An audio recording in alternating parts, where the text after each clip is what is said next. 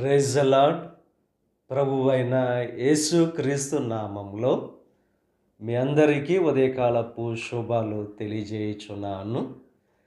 ఈరోజు దేవుడు మనకు అనుగ్రహిస్తున్న అతి శ్రేష్టమైన వాగ్దానము కీర్తనలు 37వ అధ్యాయము 4వ వచనాన్ని చదువుకుందాము.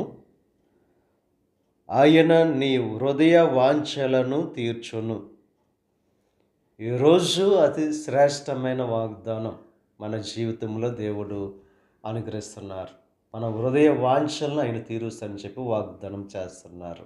మన హృదయంలో ఎటువంటి కోరికలు ఉన్నావో, ఎటువంటి ఆశలు ఉన్నావో అవన్నీ కూడా తీరుస్తానని చెప్పి దేవుడు వాగ్దానం చేస్తున్నారు.